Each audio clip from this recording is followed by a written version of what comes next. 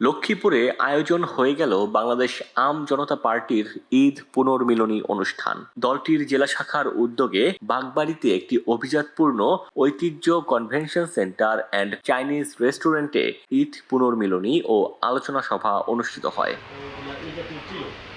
অনুষ্ঠানের শুরুতেই মনোমুগ্ধকর পবিত্র কোরআন তেলাওয়াত পরিবেশন করা হয়। অনুষ্ঠানের প্রধান অতিথি হিসেবে বাংলাদেশ আম জনগণ পার্টির কেন্দ্রীয় প্রচার সম্পাদক মোহাম্মদ আরিফ হোসেন বলেন, জনগণের মৌলিক অধিকার সুনিশ্চিত ও সুন্দর বাংলাদেশ বিনির্মাণে কাজ করবে বাংলাদেশ আম জনগণ পার্টি। দেশের মানুষ এখন বুঝে গেছে কোন দল ভালো আর কোন দল খারাপ। ইনশাল্লাহ আগামীতে এই আম জনগণ পার্টি সেরা জনসেবক দল হিসেবে পরিচিত লাভ করবে। তিনি আরো বলেন, দলের আত্মপ্রকাশের অল্প কিছুদিনের মধ্যেই দেশের 64টি জেলার মধ্যে জেলা ও উপজেলা পর্যায়ে কমিটি সম্পন্ন হয়েছে।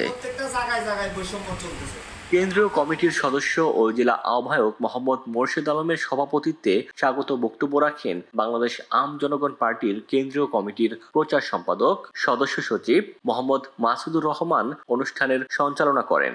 অনুষ্ঠানে শুভেচ্ছা বক্তব্য রাখেন মাধব চন্দ্রনাথ, নুসরাত জাহান নাবা, জান্নাতুল ফেরদৌস, মোহাম্মদ জাবেদ হোসেন, আজাদ হোসেন, আবুল খায়ের সহ অনেকে।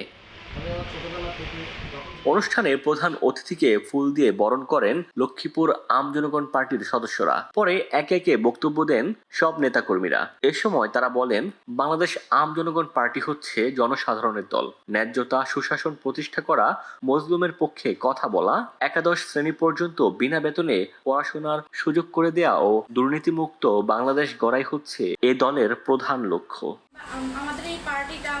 ডেস্ক রিপোর্ট, দৈনিক ডেস্টিনি। এবং